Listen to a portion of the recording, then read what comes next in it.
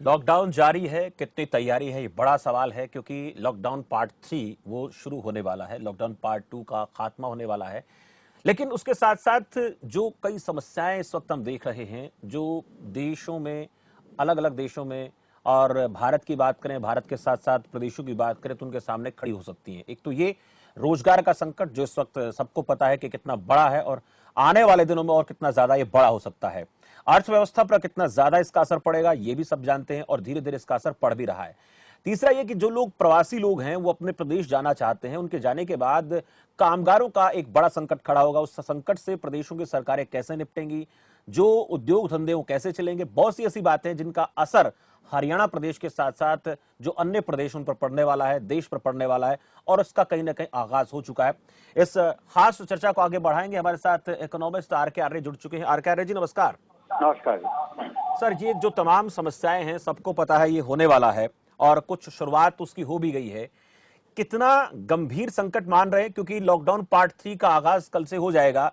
ये स्पष्ट बात है कि ये आगे भी बढ़ने की गुंजाइश है, क्योंकि छोटे छोटे पार्ट में इसको आगे बढ़ाने का जरिया यही हो सकता है कि लोग ज्यादा ज्यादा जो है पैनिक ना हो। देखिए कि चलिए, थोड़ी साउंड में प्रॉब्लम आ रही है, उनके पास लौटेंगे, बातचीत करेंगे। अर्थव्यवस्था को पटरी पर लाने के लिए क्या योजनाएं बनाई जा सकती हैं, किस प्रकार का कदम सरकारों की तरफ से उठाया जा सकता है। हालांकि छोटे उद्योग जो हैं, जहां थोड़े कामगार लोग हैं और जहां पर ऑरेंज जोन है या फिर इसके अलावा ग्रीन जोन है, वहां काम करने की छूट मिली है, लेकिन कुछ हिदायतों के साथ। तो कैसे काम होगा। अब एक चीज और भी देखी जा रही है कि जो लोग हैं अन्य प्रदेशों के, वो अपने प्रदेश से निकलना, अपने जहां प्रदेश में काम करते हैं वहां से जाना चाहते हैं, निकलना चाहते हैं। अब कोशिश यही होनी चाहिए कि वो लोग वहां से ना निकलें, लेकिन उनके सामने एक चिंता ही आ गई है कि जितना ज्यादा समय तक वो लोग जहां पर काम कर रहे हैं वहां पर रहेंगे और उन्हें कामकाज नहीं मिला तो उनके लिए खाने के संकट लाले पड़ जाएंगे, और इसके साथ साथ कैश की किल्लत भी उनके पास होगी। इसलिए लोग अपने घर जाना चाहते हैं, लेकिन उसके बाद वो वहां से निकलेंगे और जाने के बाद अपने प्रदेश पहुंचेंगे, वहां पर किस प्रकार का इंतजाम होगा, उनके क्वारंटीन करने की क्या चीजें हैं होंगी, और उसके साथ साथ उन लोगों के खाने पीने के कैसे इंतजाम होंगे, तमाम बातें हैं जिनको लेकर चर्चा करना लाजमी हो जाता है। आर के आर्य जी, हम बात आपसे कर रहे थे लेकिन थोड़ी डिस्टर्बेंस आ रही थी साउंड में। जी बोलिए। लगभग 11 करोड़ ऐसे लोग हैं जो एमएसएमई लघु उद्योगों में काम करते हैं जी। और अधिकतर जो है वो दूसरे प्रांतों से आते हैं, जैसे कि झारखंड, उड़ीसा, वेस्ट बंगाल, बिहार, मध्य प्रदेश, राजस्थान, उत्तर प्रदेश। पूरे देश के अंदर इन राज्यों से वर्कर्स जाते हैं। अभी जितनी भी स्टेट कैपिटल है वो सारी रेड जोन में आती हैं, और उनमें काफी ऐसे हैं जो हॉटस्पॉट्स भी है। अब जब हमने ग्रीन, ऑरेंज और रेड में क्लासिफिकेशन की है, तो जो सप्लाई चेन है वो ज्यादातर राज्यों की राजधानियों से निकलती है। तो 50% माल जो है वो उसको स्टेट के माध्यम से होके जाना पड़ता है। अब क्या समस्या है कि जो लघु उद्योग है, सबसे ज्यादा जिनकी समस्या है, वो 40% उनका कंट्रीब्यूशन है मैन्युफैक्चरिंग के अंदर, और 30% वो जीडीपी में, आय में कंट्रीब्यूट करते हैं, राष्ट्र की आय में। तो उनको 3-4 तरह की गंभीर समस्या का सामना करना पड़ रहा है। जैसे कि वर्किंग कैपिटल जब उनको चाहिए, तो वर्किंग कैपिटल के लिए बैंक पहले एग्री होना चाहिए कि हम आपको वर्किंग कैपिटल देंगे। हालांकि आरबीआई ने ये कहा है कि हम 4 लाख करोड़ के आसपास हमारे पास पैसे हैं जो कि हम लघु उद्योगों को देंगे, परंतु ये वाले जो पैसे हैं वापस भी आने पड़ते हैं। इसलिए आरबीआई सिलेक्टिवली करेगा, कितना करेगा नहीं करेगा उस पर डिपेंड करता है। दूसरा ये है कि जिन लोगों ने सप्लायर को पहले पैसे देने हैं और उनसे माल लेना है, और सप्लायर जो है वो कहाँ का है, जरूरी नहीं है कि हरियाणा के अंदर जो लघु उद्योग है उनका सारे सप्लायर यहाँ पर ही हैं, वो किसी और राज्यों से भी सप्लाई आती होगी, तो उसके आने जाने में और पेमेंट करने में भी उसको दिक्कत आएगी। तीसरा, जो लेबर इधर उधर बिखर गई है अभी, क्योंकि ये हिदायत है कि ऑरेंज एरिया में 30% तक वर्कर काम करेंगे और ग्रीन के अंदर शायद 50% के आसपास काम करेंगे, परंतु जो वर्कर्स अभी अपने घरों में चले गए हैं उनको लौटने के लिए, और जब तक मशीन के ऊपर सारे लोग काम नहीं कर पाएंगे, जैसे आप मारुति के अंदर आपने देखा होगा कि वो कह रहा है कि जो प्रोडक्शन लाइन है वो स्टार्ट ही नहीं हो सकती जब तक पूरे वर्कर्स ना हो।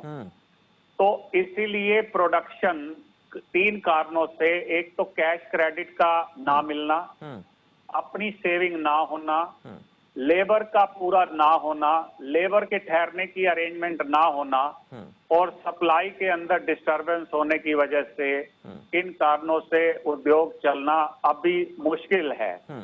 जी। और ये जो इकोनॉमी है, लगभग हर महीने के लिए आप ये कहिए कि टोटल इकोनॉमी का साइज 205 लाख करोड़ है। अगर 12 से डिवाइड करें तो इसको लगभग 8-9 लाख करोड़ हर महीना प्रोड्यूस करती है ये। इससे 20 लाख करोड़ के आसपास जी। तो एक महीना, अब लगभग 1 महीने से भी ज्यादा इकोनॉमी बंद हुए हो चुके, और इकोनॉमिस्ट का एस्टिमेट है कि 10 लाख करोड़ यानी 5% ऑफ द जीडीपी निकल चुका है इसमें से। जो ग्रोथ 5%, 6% पर होनी थी 2021 की, वो अनुमानित है 1% पर, यानी 5% ग्रोथ रेट में से निकल चुका। उसके अलावा जब ये और लेट होता जा रहा है तो वो जो इकोनॉमिक लॉस हो रहा है वो काफी हो रहा है। अब इकोनॉमिक लॉस को पूर्ति करने का केवल अभी तक एक ही विकल्प है कि आरबीआई ने कहा है कि हम जो लिक्विडिटी है उसको ऑन रखेंगे, परंतु उसकी अपनी कंडीशंस रहेंगी, क्योंकि रीपेमेंट अगर वापस नहीं आती तो बैंकों के जो एसेट्स है वो नॉन परफॉर्मिंग एसेट्स में चले जाते हैं जी। जब नॉन परफॉर्मिंग में चले जाते हैं और कैपिटल इन्फ्यूजन सरकार के पास नहीं होगा तो बैंकों की दशा क्या, बैंकों को बंद करने पर भी कोई फायदा नहीं होगा जी। और ये बुद्धिमत्ता का काम हर कोई करता है कि पहले अपने आप को सरवाइव करता है, क्योंकि कोई भी ऑफिसर ये नहीं चाहेगा कि वो बिना सोचे समझे लोन दे दे और रिटर्न ना हो। तो मेरे ख्याल से 1-1.5 लाख करोड़ से ज्यादा लोन नहीं जा सकता, जबकि लिक्विडिटी का अनुमान है लगभग आरबीआई के पास 5 लाख करोड़ का। अगर 1 लाख करोड़ जाता है तो 4 लाख करोड़ आसानी से नहीं निकलेगा। अगर क्रेडिट नहीं निकलेगा तब भी ग्रोथ नहीं होगी, तब भी जीडीपी नहीं बढ़ेगा, अनएम्प्लॉयमेंट की समस्या उस कारण से भी रहेगी कि लोन नहीं देंगे। और यदि पूरे वर्कर्स वापस आते हैं तो सरकार की क्या जिम्मेवारी बनती है कि वो कितना पैसा वर्कर्स को दे सकती है ताकि उनका ठहरने का और उनके रहने का जो है हिसाब किताब हो जाए। वो सरकार को ये देखना पड़ रहा है कि अभी इन्फेक्शन का रेट क्या है। अभी पिछले दिनों में जो इन्फेक्शन हुए हैं गुड़गांव, ये सोनीपत और फरीदाबाद हरियाणा के अंदर सीधे साधे रेड जोन में चले गए। रेड जोन का मतलब ये है कि स्पीड से जो है केसेस इन्फेक्टेड आ रहे हैं, और ऑरेंज जोन पे भी एक्टिविटी मैंने देखा है कि 10-12% तक ही शुरू हो पाई है। और रेड जोन के अंदर अगर आप कहें कि केवल कंस्ट्रक्शन एक्टिविटी ऐसी है जहां पर मजदूर दूर दूर रह के काम कर सकते हैं, तो वो कंस्ट्रक्शन एक्टिविटी कौन सी है और मजदूर कहां पर हैं उस पे डिपेंड करता है। ये डिपेंड करेगा। आर्य जी आपके पास लौटूंगा और इसके बाद जब लौटूंगा तो आपसे पूछूंगा कि क्या हो सकता है हमारी अर्थव्यवस्था को पटरी पर लाया जा सके, किस प्रकार के कदम उठाए जाने चाहिए, और जो रोजगार का संकट खड़ा हो गया इसको कैसे सही किया जा सकता है। आने वाले दिनों में और ज्यादा दिक्कत आएगी। अब मैं पीएस दहिया जी के पास चलूंगा जो हेल्थ डिपार्टमेंट में पूर्व डीजी रह चुके हैं। दहिया साहब नमस्कार। नमस्कार जी। पीएस दहिया जी, अर्थव्यवस्था की बात हम आरके आर्य जी से कर रहे थे, लेकिन अगर मैं हेल्थ व्यवस्था की बात करूं, स्वास्थ्य व्यवस्था की बात करूं, इस वक्त किस प्रकार की स्वास्थ्य व्यवस्था है, चाहे हरियाणा की बात करें, हरियाणा के बाहर की बात करें, और कितने बड़े संकट से इस वक्त हमारा जो हेल्थ डिपार्टमेंट है वो गुजर रहा है? देखिए, इसमें ये है कि डेफिनेटली एज ए कंट्री हमने देखा, हरियाणा तो कंट्री लेवल पे बहुत छोटा पड़ जाता है, तो सारे देश का ये आज के दिन जो है कि हमारे संसाधन, और दूसरे ये है कि इसमें अकेला कोरोना से के पिछले 1.5-2 महीने से टोटल हेल्थ की बाकी परफॉर्मेंस या बाकी एक्टिविटीज टोटली दैट्स नॉट हो गई, एक किस्म की रुकी हुई है। चाहे इम्यूनाइजेशन की बात हो, चाहे नॉर्मल एंटीनेटल केयर की बात हो, तो उन सभी को नेचुरली हमें ओपन करना पड़ेगा। जहाँ तक कोरोना की बात है, हमारा 40,000 पे के का आज क्रॉस कर गया है। वैसे अच्छी बात है कि 10,000 के करीब हमारे रिकवर भी हुए हैं और 3,000 के करीब जो डेथ हुई है। तो मेरा अपना विचार ये है कि जो हमने थोड़ा सा लेट पेंडेमिक जो डिक्लेयर WHO ने किया, वो that was a late action, और उसकी वजह से मैं मिड फरवरी में, मैं 15-16 तारीख की बात है कि मैं इसी एक कहीं वार्तालाप में बात हो रही थी, उस time that was the right time, जिस टाइम था कि इसको क्या कहते हैं, उसके बाद उस टाइम 80 कंट्रीज के करीब वहां पर उस टाइम ये कोरोना का संक्रमण हो चुका था। तो दैट एट वर्ल्ड लेवल पे कुछ हमने दया साहब कितनी अंदाजन कितना समय और देरी की है, महीना, 15 दिन, 20 दिन?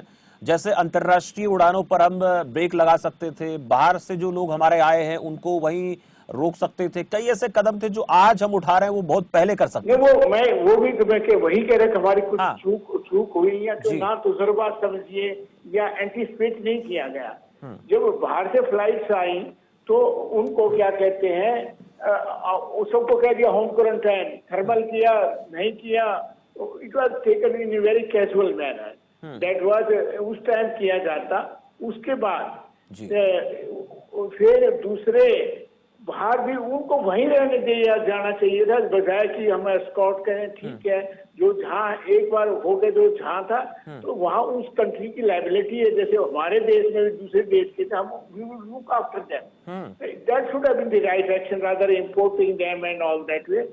उससे एक किस्म का हमारा जो रिस्क फैक्टर थे, या जिस तरह ये एक किस्म का विद इन द कंट्रीज हमारा ट्रांसमिशन हुआ, वो द अदर ऑल्सो कई एक पॉलिटिकल लेवल पे इन्वॉल्वमेंट, या हमारे जो गवर्नमेंट्स हैं उन्होंने भी कई जगह गैर जिम्मेवारी। फॉर एग्जाम्पल पंजाब का था, उसमें शो बना रहा है कि वहां नंदेड़ में जा रहे हैं तो फ्लैग ऑफ बसेज कर रहे हैं, 80 बसें भेज दी आपने, AC बसेज हैं, तो आप भेज रहे हैं, आप उन्हें बगैर सोचे समझे, उनका मुआयना वहां नहीं हुआ, उनको ऐसे यहाँ ले 300 केस उससे हो गए। इसी तरह छोटी मोटी घटनाएं हो के ये कंपाउंडिंग आपके दिल्ली के अंदर जी, ये जो आपके निजामुद्दीन में जो घटना हुई है, मैं तो घटना ही कहूंगा उसको, that was right under the nose of the government of India.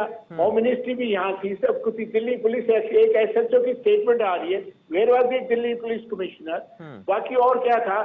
आप 15-16 उनको परमिशन क्यों दी जब वहां पर हो गया था कि भाई 15-40 आदमी से ऊपर नहीं होगा। बाद में उन्होंने वो लगा भी दिया था कि 144 भी लगा दी, और people are staying there in the tune of 5-6 हजार आदमी थे वहाँ, उनमें से 4,000 अक्रॉस द कंट्री सभी जगह फैल गए, जिससे कि 40% कहीं ना कहीं जैसे आपका ये मानना है कि इस चीज को गंभीरता से नहीं समझा गया।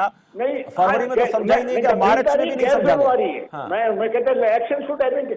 आप देखिए कि दिल्ली पुलिस कमिश्नर क्या कर रहा था, उनको जाके एक SHO का वीडियो दिखा रहे हैं बार बार। हमने अभी भी जो उसका प्रेसिडेंट या उसका संचालक है उसको नोटिस दिए जा रहे हैं, उसको ये कर रहे हैं। अरे आप उसको क्यों, या तो उसको फॉरगेट, उसको भूल जाइए, या उसको पकड़ के क्या उसके वकील को सब कुछ, वकील को पकड़ो तो उसे पूछो, लीड हिम, दूसरे का बड़ा क्राइम किया है। बिल्कुल, ये कह सकते हैं कि अगर वही बात हो गई कि सांप निकलने के बाद लकीर पीटने का फायदा नहीं है, बाकी चीजों पर ध्यान दिया जाना चाहिए। मैं आऊंगा आपके पास दहिया साहब। इस बीच हमारे साथ पवन दुग्गल भी जुड़े हैं, साइबर एक्सपर्ट हैं, साइबर क्राइम को लेकर भी बहुत सी खबरें आती हैं। दुग्गल साहब, बहुत बहुत स्वागत है आपका।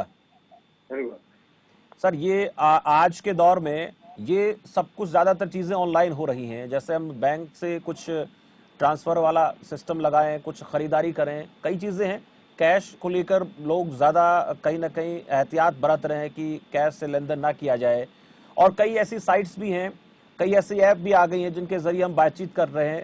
ये कितना बड़ा खतरा है? और एक और आज हम देखते हैं कि लोगों को सभी प्रदेशों ने ये तो कह दिया है कि आप लोगों को ऑनलाइन जो अप्लाई करना पड़ेगा, आप फॉर्म भरिए, आप जहां फंसे हुए आपको हम निकालने की कोशिश करेंगे। आसान लगता है कि यह सब हो पाना, क्योंकि कई कई जगह पर 25 से 30 लाख लोग हैं जो दूसरे राज्यों में फंसे हुए हैं। देखिए, लाजमी सी बात है कि इस तमाम सारे कोरोना वायरस के युग में जो चुनौतियां आई हैं उनका सामना तो हमें करना पड़ेगा जी। अब डिजिटल माध्यम से हम जो सामना कर सकते हैं, मुझे लगता है वो हमारी सर्वप्रमुख पहली प्राथमिकता होनी चाहिए। आज अधिकांश लोगों को ये डर है कि पता नहीं मुझे ये चीज मिलेगी या नहीं मिलेगी। अभी फिलहाल केंद्रीय सरकार ने कुछ चुनिंदा इलाकों में जो ई कॉमर्स रिलेटेड सेवाएं हैं वो इसेंशियल सर्विसेज के लिए तो अलाउ कर दी गई, लेकिन अनएसेंशियल के लिए, नॉन एसेंशियल के लिए अभी अलाउ नहीं की गई। तो मुझे लगता है कि जैसे जैसे अब खुलने का माहौल आएगा वैसे वैसे आपको ई कॉमर्स के तमाम हमारी जो सेवाएं हैं उनको भी खोलना पड़ेगा, नॉन एसेंशियल सर्विसेज के लिए भी। जहाँ तक कि लोगों को ट्रांसपोर्ट करने की बात आ रही है, हमें थोड़ा ज्यादा ध्यान देना पड़ेगा। उसका कारण ये कि इनमें से बहुत सारे अनगिनत लोग वो होंगे जो कहीं ना कहीं कोरोना वायरस की इन्फेक्शन अपने घर, अपने गांव, अपने शहर लेके जाएंगे। तो लाजमी सी बात है कि क्या वो उस शहर के गांव की प्रशासन इन लोगों को संपूर्णतः स्वीकार करने में और स्वागत करने के लिए तैयार है या नहीं है, और क्या मेडिकल वहां पर फैसिलिटीज इतनी है, और अगर नहीं है, आज ऑलरेडी सबसे बड़ी चुनौती भारत के सामने यही है कि टेस्टिंग जितनी होनी चाहिए वो हम नहीं कर पा रहे। जहां जहां ज्यादा टेस्टिंग हो रही है वहां ज्यादा केसेस नजर आ रहे हैं। तो एक्चुअल जो अभी हमारे जो फिगर्स आ रहे हैं 40,000 के आसपास, वो सांकेतिक हैं, वो एक्चुअल ग्राउंड रियलिटी को नहीं दिखाते, क्योंकि टेस्टिंग ही कम हुई है इसलिए फिगर्स कम आए हैं। टेस्टिंग ज्यादा होगी तो फिगर्स ज्यादा आएंगे। तो लोगों को ट्रांसपोर्ट करने से पहले मुझे लगता है होलिस्टिक प्लान बनाना जरूरी होगा ताकि इन्फेक्शन और इलाकों में और जगहों पर ना फैले। ठीक, ये चीज थोड़ा समझना चाह रहा था आपसे कि जो लोग हैं, हालांकि तो ठीक है कि कोशिश हो रही है, लेकिन ये भी खबरें सामने आ रही कि महाराष्ट्र से कुछ लोगों के वीडियोस हमारे पास आए, वो कह रहे थे कि जो सरकारें हैं जिनको हमने अप्लाई करना है, हमें अपने प्रदेश पहुंचना है, उन सरकारों की तरफ से अभी तक ऐसा कोई पोर्टल भी तैयार नहीं किया गया जिसके ऊपर अप्लाई करें, हम पहुंचे। और लाइन में खड़ा होकर फॉर्म भरना तो आज के दौर में ये समझ लिया जाना चाहिए कि हमारे लिए बड़ा खतरा है, क्योंकि इतनी सारी भीड़ वहां इकट्ठी होती है, और भीड़ का जो वीडियो भी हमने देखे, तो ये जो प्रोसेस है, ये प्रोसेस आसान नजर आता है क्या? बहुत आसान तो नहीं लगता कि किसी प्रदेश के 25 से 30 लाख लोग हैं और वो एकदम से अप्लाई कर पाए ऑनलाइन और आ पाए। देखिए, ये चुनौती परिपूर्ण प्रोसेस है। तुरंत बटन दबाएंगे और एकदम चीजें हो जाने वाली, ऐसा नहीं होने वाला, क्योंकि इनमें से बहुत से ऐसे राज्य हैं जो अभी अपने आईटी क्षमताओं में उतने ज्यादा आगे अग्रसर नहीं आ पाए हैं कोविड-19 की चुनौतियों से डील करने के लिए। तो अगर आप अपने यहाँ पोर्टल बनाना चाहते हैं तो पोर्टल सुरक्षित होना चाहिए, पोर्टल के पास क्षमता होनी चाहिए कि विभिन्न प्रकार के जब लाखों रिक्वेस्ट आएंगी तो वो उसको एंटरटेन भी कर सके, पोर्टल बैठे भी ना, पोर्टल सुरक्षित भी हो, और पोर्टल लोगों का डेटा का भी संरक्षण कर सके। तो तमाम सारी चीजों के लिए समय लगता है। विभिन्न स्टेट गवर्नमेंट कार्यरत हैं अपने अलग अलग पोर्टल्स बनाने में, और पोर्टल बनाने में टाइम लगता है, थोड़ा सा टाइम लगेगा। मुझे लगता है कि जब तक पोर्टल्स ना बन जाएं तब तक लोगों को थोड़ा धैर्य से काम करना पड़ेगा, क्योंकि अगर आप कितने दिन इंतजार करें? देखिए, लॉकडाउन पार्ट 3 जो है वो कल से शुरू हो जाएगा, और इसको लेकर केंद्र सरकार ने गाइडलाइंस जारी कर दी है कि आप ऐसा कर सकते हैं। ट्रेनें जैसे अभी कुछ ही रोज, ज्यादा वक्त नहीं हुआ, कुछ घंटे हुए हैं कि आप अपने प्रदेश के लोगों को बाहर फंसे उनको बुला सकते हैं। तो अंदाजन कितने लोग वेट करें? क्योंकि लोगों को धैर्य रख पाना लोग समझते नहीं है, तो अंदाजन 4 से 5 दिन, 5 से 7 दिन, कुछ घंटे, कितना वक्त लोगों को इस बात के लिए तैयार रहना चाहिए कि पोर्टल बनने दो, फिर उसके बाद देखते हैं? मुझे लगता है कि कुछ चुनिंदा 5-6 दिनों में कुछ ना कुछ ऐसे पोर्टल्स आ जाएंगे। तो मैं देखिए, केंद्रीय जो विभिन्न राज्य सरकारें हैं वो भी लगातार कोशिश कर रही हैं। पोर्टल्स बनते हैं, टाइम लगता है, बट मैं उम्मीद करता हूँ अगले हफ्ते में काफी सारे स्टेट गवर्नमेंट्स हैं जो इस तरह के पोर्टल्स लेकर आएंगी। हाँ, उसके बारे में ज्यादा जागरूकता लोगों को फैलानी होगी और उनको बताना होगा कि वो किस तरीके से इन पोर्टल्स का सही सदुपयोग कर सके। बिल्कुल। चलिए, इस बीच एसपी गुप्ता हैं हमारे साथ, पूर्व आईएएस अधिकारी हरियाणा से हैं, वो भी जुड़ चुके हैं। एसपी गुप्ता जी, नमस्कार। नमस्कार। नमस्कार। नमस्कार। गुप्ता साहब, चर्चा इसलिए हो रही है कि प्रवासी लोगों को लाना है, अपने प्रदेश के लोगों को और दूसरे प्रदेश के लोगों को वहां पर पहुंचाना है, लेकिन जिस तरह से पोर्टल को लेकर बात हो रही है, पोर्टल में 4 से 5 दिन लगेंगे, लेकिन लोगों के अंदर एक पेशेंस क्रिएट करना जरूरी है। लोगों को पता लग गया कि ट्रेनें चलेंगी, लेकिन अभी तक लोगों को इस बात का असमंजस बना हुआ कि कब चलेंगी, कैसे चलेंगी। पर आप जो डिपार्टमेंट की बात करें, प्रशासनिक अधिकारियों की बात करें, उनके लिए बहुत बड़ी एक समस्या ये बनेगी। लोगों को आना है, लोगों को जाना है, और अभी तक जो है लोगों को अभी समझ नहीं आया कि कैसे आए, कैसे जाएं। तो कैसे निपटे इस बात से? आपने तो बहुत से मामले से सुलझाए हैं, क्या तरीका हो सकता है बेहतर? नहीं, देखिए शमशेर जी, सबसे पहले तो मैं आज जो हमारे 5 लोग कर्नल और मेजर शहीद हुए हैं उनको श्रद्धांजलि अर्पित करता हूँ। बिल्कुल। वैश्विक इस महामारी के ऐसे समय में उनका शहीद होना देश के लिए बहुत बड़ा आघात है। बिल्कुल। जहाँ तक आपने ये प्रवासी लोगों को, माइग्रेंट्स लेबर को भेजने का प्रश्न है, देखिए ये बहुत बड़ी गंभीर समस्या है। और आप जब दिल्ली से लोग जा रहे थे तो उसका कोई प्रॉपर प्लानिंग नहीं थी, इस वजह से इसको बहुत बड़ा सेट पहुंचा है। अभी जैसे कुछ ये हैदराबाद से, तेलंगाना से और केरल से लोग गए हैं, उसके लिए आपको इसी तरह प्रॉपर प्लानिंग करनी होगी। जिन लोगों को जाना है उनकी छुट्टी बनानी होगी और फिर उसी हिसाब से वही सारा गाइडलाइंस फॉलो करते हुए कोरोना वाली, उसको ध्यान में रखते हुए लोगों की लिस्ट बना के और वहाँ एक जगह उनको पहले क्वारंटाइन में रख के उनका जो जितना पूरा समय है रख के फिर उनको जहाँ पर वो उनको भेजना है उसी अंदर से प्लानिंग करनी पड़ेगी। ये इतना आसान नहीं है, इसके लिए बहुत अच्छी तरह से प्लानिंग करनी पड़ेगी। और एक दूसरी, जिस सरकार पे जिस प्रदेश में जाना है उस सरकार का भी सहयोग चाहिए, केंद्रीय सरकार का भी सहयोग चाहिए, और जिस प्रांत से जाना है उनकी भी इच्छा शक्ति होनी चाहिए उनको अच्छी तरह भेजने की। जब तक इनका आपस में तालमेल नहीं होगा तब तक इस समस्या को सुलझाना और इनकी कोई इसमें कोई हल मैं नहीं समझता कोई निकल पाएगा। ठीक है। इसके लिए मैं तो यही अनुरोध करूंगा, इसमें थोड़ा सा धैर्य रखें। जो प्रवासी जाना चाहते हैं वो थोड़ा धैर्य रखें और जैसे ये गाइडलाइन जाएंगी डिस्ट्रिक्ट एडमिनिस्ट्रेशन के पास, उनको अपने नाम रजिस्टर कराने होंगे। फिर वो जिस प्रदेश के जिस जिले में प्रांत में जाएंगे वहाँ सारा कोऑर्डिनेशन करके फिर उस एंगल से हम इनको उस एक रेलवे स्टेशन पे जो वहाँ पर रखेंगे वहाँ से इनको फिर वहाँ पर भेजेंगे। लेकिन इनको एक भरोसा चाहिए, वो चाहे राज्य की सरकारें दें या केंद्र सरकार की तरफ से दें। जब तक, क्योंकि अक्सर लोगों को देखा जाता है कि डर रहता है कि कहीं ऐसा तो नहीं है कि कुछ समय के लिए सब खोला गया और बाद में इसको फिर 15 दिन बाद बंद कर दिया जाए। तो ये एक भरोसा दिलाना पड़ेगा। आपके पास लौटूंगा। आर.के. आर्य जी से हम बात कर रहे थे। आर.के. आर्य जी, कैसे पटरी पर लाया जाएगा अर्थव्यवस्था को? वक्त तो लगेगा, 5 महीने भी लग सकते हैं, 6 भी लग सकते हैं, साल भी लग सकता है, कुछ नहीं कहा जा सकता।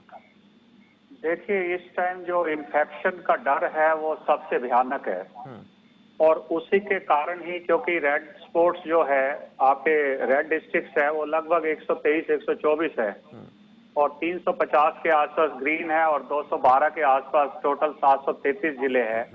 इनमें विभाजित किया गया है। अब ये तो है नहीं कि ये वाले एरियाज एक साइड पे है और बाकी एरियाज बीच के है, वो सब मिक्स है।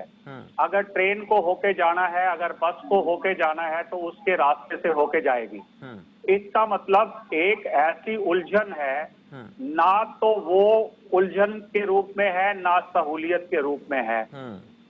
तो जब तक इन्फेक्शन कंट्रोल नहीं होगा, जैसे दिल्ली में लगभग 3-4 हजार केस हो गए हैं, गुजरात में 5-1 हजार हैं, महाराष्ट्र में 12 हजार है, रोज 1-1 हजार 1.5 हजार आ रहे हैं जी। फैटलिटी रेट चाहे 3.3% है, परंतु जो इन्फेक्शन का रेट है, अभी एक सज्जन कह भी रहे थे कि जो टेस्टिंग है वो इनएडिक्वेट है।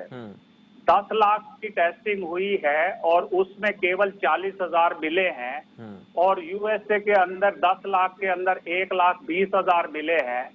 तो ये तो कभी हो नहीं सकता कि एक कंट्री जिसके अंदर डेंसिटी बहुत दूर दूर है, लोग परे परे रहते हैं और यहाँ पर लोग बिल्कुल सटे हुए हैं, तो केवल इतने ही केसेस होंगे। तो गवर्नमेंट को क्या हो रहा है कि अचानक जब केस आ रहे हैं तो एक एडहॉकिज्म हो रहा है कि हम सेटिस्फाई हो गए हैं, कर्व फ्लैट हो रहा है। और वो कर्व क्या है कि मैक्रो इंडिकेटर है, माइक्रो इंडिकेटर वही है जो केसेस रिपोर्ट हो रहे हैं।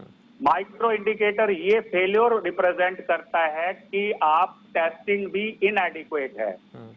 उसके चलते अगर आप मेरे से पूछेंगे कि अर्थव्यवस्था की जो पटरी पे लाने की बात है, जब तक वर्कर सारे काम पर नहीं आएंगे या सारी, अगर मान लीजिए आप बैंकिंग को भी लें और बैंकिंग में लोग ही ना जा रहे हों तो वो सर्विसेज भी कहाँ हुई। अगर इंश्योरेंस को भी लें, अगर लोग ट्रांसफर ही नहीं कर पा रहे अमाउंट और उनको कारों का पता ही नहीं कहाँ खड़ी है वो, तो वो सर्विस इंडस्ट्री भी क्या हो गई। तो जरूरी नहीं है कि प्रोडक्शन यूनिट जो है वो 28% जीडीपी में कंट्रीब्यूट करती हैं और सर्विस सेक्टर सबसे ज्यादा कंट्रीब्यूट करता है, परंतु सारे सेक्टर्स मिलजुल के कंट्रीब्यूट करते हैं। तो हमारी जो अर्थव्यवस्था है वो ब्लू कॉलर के ऊपर डिपेंडेंट है। जो लेबर क्लास है, जो वर्कर क्लास है, वर्कर क्लास का आ जाना एक जगह पर वो इंडिकेट करेगा कि अब इकोनॉमी फुल गियर में चलेगी। अभी इकोनॉमी 15 से 20% तक चल रही है क्योंकि सप्लाई लाइन पूरी ठीक नहीं है। सप्लाई लाइन ठीक नहीं है, क्रेडिट अवेलेबल नहीं है, इंसॉल्वेंसी आ गई है, कई कंपनीज अंदर अंदर बैंकरप्ट हो चुकी है। और जो बड़ी कंपनीज भी हैं जैसे कोर सेक्टर है पूरे का पूरा, उसकी जबरदस्त कॉन्ट्रैक्शन हो रही है, स्टैटिस्टिकल डाटा नहीं आ रहा है। तो कुल मिलाकर अर्थव्यवस्था तभी पता चलेगी जब इंडिकेट ये हो जाएगा कि हम कॉन्फिडेंट हैं और ऑरेंज से हम ग्रीन की तरफ जा रहे हैं। और जब ग्रीन जो है लगभग 500 डिस्ट्रिक्ट हो जाएंगे मेरे अंदाजे से, 2/3 ऑफ द डिस्ट्रिक्ट जो है वो ग्रीन हो जाएं, तो तब हम समझ सकते हैं कि रेड धीरे धीरे कम हो रहे हैं। परंतु गुजरात, तेलंगाना, हैदराबाद, वेस्ट बंगाल, महाराष्ट्र और राजस्थान, इनमें अभी भी उतनी ही गंभीर समस्या है जो कि शुरू में ही थी, जो हमें डर इंडिकेट कर रही थी। और अभी डॉक्टर साहब एक बता रहे थे कि हमने जो लेट फ्लाइट को बंद किया है और डिटेक्शन पूरी नहीं की, उसकी वजह से ये हुआ है। और दूसरा, एक ही 4 घंटे के अंदर आप अनाउंस कर रहे हैं और वर्कर्स वहां पर ट्रैप हो रहे हैं। अभी तक ये वर्कर्स घर चले जाते और वहां पे आप स्क्रीनिंग कर लेते, परंतु अब जब ये घर लौटेंगे, जब इनकी आप स्क्रीनिंग करेंगे, तब ये फिर से केसेस निकलेंगे। क्योंकि अभी जो है, जो फैटेलिटी रेट है, मॉर्टेलिटी रेट है, वो 60 से जो कम के लोग हैं उनमें सबसे कम है और उन्हीं को इन्फेक्शन ज्यादा हो रहा है। जो 60 प्लस के लोग हैं वो घर से बाहर नहीं निकल रहे, उनमें जो डेथ रेट है वो सबसे ज्यादा, रफली 52% जो है 60 के ऊपर अगर आपको ये इन्फेक्शन होता है तो फैटल रेट जो है काफी ज्यादा है। तो यदि हार्ड इम्यूनिटी को भी लाना है तो तब भी 2/3 लोगों को इन्फेक्ट होना पड़ेगा। अगर हार्ड इम्यूनिटी को लाना है तो लगभग 80-90 करोड़ लोगों को इन्फेक्ट होना पड़ेगा, तभी जो यंग वर्कर्स है वो फैक्ट्री में काम कर पाएंगे और तब वायरुलेंसी भी कम हो जाएगी। क्योंकि जो एसिम्प्टोमेटिक है, अगर वहां से वायरस कहीं पे भी ट्रांसफर होता है तो वो ऑलमोस्ट डेड ही होता है। तो ये वाली जो माइग्रेंट वर्कर्स की बात है, ये जब तक वापस घरों में नहीं जाएंगे, इनको कब भेजा जाएगा, तब तक ये संशय चलता रहेगा। और लॉकडाउन अगर 15-15 दिन भी बढ़ाते हैं तो मेरे ख्याल से कोई इजाफा नहीं होगा। या तो टेस्टिंग जो है उसका रेट काफी बढ़ाना पड़ेगा, लगभग कितने हजार टेस्टिंग की जगह हमें लगभग 1 लाख टेस्टिंग करनी पड़ेगी। और उसके लिए अभी जो हेल्थ का एक्सपेंडिचर है वहां पे भी प्रॉब्लम खड़ी हो रही है कि सरकार अभी कर पा रही है या नहीं कर पा रही जी। कुछ दिनों में सरकार एक उस पैकेज के साथ आने वाली है जिसमें ये हो सकता है कि 2-3 लाख करोड़ बैंक से, आरबीआई से बोरो करने जा रही है और 2-3 लाख करोड़ ही प्रिंटिंग करनी पड़ रही है और 2-3 लाख करोड़ जो है, 9 लाख करोड़ के आसपास पैसे चाहिए। 2-3 लाख करोड़ जो है सोवरेन वेल्थ फंड जो है उसके बॉन्ड हम फ्लोट करेंगे, डिपॉजिट्स लाएंगे और बॉन्ड से पैसे लाएंगे। तो मेरे ख्याल से 7-8 दिनों में टेस्टिंग की मात्रा भी बढ़ाई जाएगी और जी। रिस्क टेकिंग भी बढ़ा दी जाएगी। बिल्कुल। तो अभी 1-1.5 महीने के अंदर और स्थिति क्लियर हो जाएगी कि 1-1.5 महीने में पता लगेगा कि हम कहां पर खड़े हैं। दुग्गल साहब, ये जो बात हम कर रहे हैं, 1-1.5 महीने में पता लगेगा हम कहां खड़े हैं। और उसी तरीके से जो साइबर अपराध को लेकर बात करें तो वो कम करने के लिए, उनको रोकने के लिए क्या कुछ कदम एहतियात के तौर पर उठाए जा सकते हैं? देखिए, सरकार के पास बहुत सारी पावर्स हैं। एक बात तो बहुत स्पष्ट है कि इस दौर में साइबर क्राइम बहुत तेज रफ्तार से बढ़ गया है। साइबर सुरक्षा में सेंधें बहुत तेज रफ्तार से बढ़ गई हैं और वर्तमान जो हमारी कानूनी प्रणाली है वो सक्षम नहीं है इस तरह के साइबर क्राइम या साइबर सुरक्षा में सेंधों को इफेक्टिवली डील करने के लिए। देखिए, भारत के पास ना तो कोई साइबर सुरक्षा संबंधी कानून है, जो भारत का सूचना प्रौद्योगिकी कानून है उसके जो साइबर क्राइम प्रोविजंस हैं वो अधिकांश साइबर क्राइम्स को जमानती अपराध घोषित करते हैं। तो दिक्कत की बात है कि जो सेंस ऑफ डेटरेंस होनी चाहिए कानून में वो नहीं है। तो सरकार का पास बहुत बड़ी अब चुनौती है ही है कि जल्दी से जल्दी नए कानूनी प्रावधान लेकर आए ताकि ये जो उभरता हुआ साइबर क्राइम है और जिनकी वैल्यू कॉन्स्टेंटली बढ़ती जा रही है उसको वो रोकथाम कर सके। आज तो हम सब लोग कोरोना से लड़ रहे हैं, तो साइबर क्राइम से लड़ना तो बहुत लो प्रायोरिटी है जी। तो लोग अगर शिकार बन भी रहे हैं साइबर लोग क्राइम क्या के, कदम उठा सकते हैं? सरकार अपने स्तर पर उठाए, लेकिन लोगों को कितना जागरूक रहने की जरूरत है? क्या कर सकते हैं? देखिए, अगर आप उपभोक्ता हैं कुछ कदम आप जरूर उठाएं ताकि आप साइबर क्राइम के शिकार ना हो सके। पहली बात, अपनी जानकारी हर व्यक्ति के साथ साझा ना करें। दूसरी बात, हर जानकारी जो आपके पास आ रही है व्हाट्सएप पर या इंटरनेट पर उस पर विश्वास ना करें, उसे तुरंत ना फॉरवर्ड करें। तीसरा, अगर कोई आपको मेल या मैसेज आ रहा है जो कह रहा है कि आप फला लिंक पर क्लिक करिए ताकि सरकार की लेटेस्ट कोरोना की जानकारी आपको मिलेगी, तो आप फिर लिंक पर क्लिक नहीं करना। ये लिंक एक फिशिंग लिंक है जो आपके पैसे और आपके डेटा को चुराएगा। अगर आपको कोई संदेश आ रहा है कि जी अटैचमेंट डाउनलोड कर लीजिए, WHO की लेटेस्ट इंफॉर्मेशन ले लीजिए, कोई अटैचमेंट डाउनलोड ना करें। अपने डिवाइसेस को सुरक्षित रखने का प्रयास करें, अच्छा एंटीवायरस प्रोग्राम डालें, अच्छा फायरवॉल डालें। कहीं ना कहीं साइबर सुरक्षा को जीवन जीने की शैली के स्वरूप में अडॉप्ट करें। जितने ज्यादा आप केयरफुल, ड्यू डिलिजेंस से सावधान हो पाएंगे उतने कम चांसेस होंगे कि आप इस कोरोना वायरस के युग में साइबर क्राइम के शिकार हो जाएं।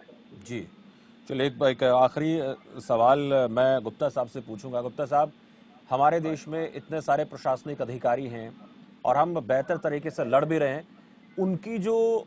उनकी तरफ से जो सुझाव दिए जाते हैं, चाहे वो हम मंत्रियों की बात करें, सरकार को लेकर बात करें, केंद्र सरकार को लेकर बात करें, तो उनके जो सुझाव हैं वाकई में बड़े कारगर होते हैं। कुछ जगहों से ऐसे एग्जाम्पल सामने आए भी, लेकिन अब देखते हैं कि फिर भी उतना बेहतर तरीके से काम कई जगहों पर नहीं हो पा रहा। चंद जगहों को छोड़ दिया जाए, 2%, 5%, जहां प्रशासनिक अधिकारी अपने स्तर पर काम कर रहे हैं। राजनीतिक तौर पर देखा जाता है दबाव बड़ा उनके ऊपर होता है, तो राजनीति का दबाव उन लोगों पर कितना कम होना चाहिए? क्योंकि जितना ज्यादा उनको काम करने के तरीकों में छूट दी जाएगी तो बेहतर तरीके से संभाल पाएंगे। जो पूरे जिले को, पूरे इलाके को संभालते हैं, तो बहुत आसान काम, बहुत मुश्किल काम नहीं उनके लिए। नहीं, आप ठीक कह रहे हैं शमशेर जी। देखिए, जो प्रशासनिक अधिकारी हैं उनको जीवन का इतना एक्सपीरियंस होता है, इतना प्रशिक्षण होता है, वो हर स्थिति में अपने आप को जैसे जरूरत होती है वैसे ही ढाल लेते हैं। और आज सारे देश में किसी प्रदेश को ले लीजिए, जो ये आप लोगों को डॉक्टर्स की, पुलिस की और जो सफाई कर्मचारी हैं, ये तो जो ये फ्रंट पे हैं, इन लोगों की जानकारी आपको पता है, पब्लिक को पता है। लेकिन जो बैक से काम करते हैं लोग, देखिए ये सारे प्रशासनिक अधिकारी सारे स्टेट पर सब जगह लगे हुए और इतना अच्छा ढंग से कार्य कर रहे हैं सभी जगह। जहाँ छुटपुट घटनाएं आप जो सोच रहे आ रही है वो केवल इसलिए है कि कहीं पर राजनीतिक दबाव होता है, कहीं वास्तविक परिस्थितियां अलग होती हैं। जैसे आपने महाराष्ट्र में देखा, वहां पर लोग स्टेशन पे पहुंच गए जी, इतनी संख्या में चले गए। दिल्ली में जो जमात वाली घटना हुई, यानी इस तरह की छुटपुट घटनाएं होती हैं, उसका ओवरऑल इम्पैक्ट सारे देश में पड़ता है और उसकी जो परिस्थिति है उस पर भी खराब पड़ता है। तो मेरा कहना यही है, इसमें जो सरकार ने गाइडलाइंस दी हैं, जनता उसको अच्छी तरह फॉलो करे जी। और वो बड़ी सोच समझ के बनाई हुई है सरकार ने।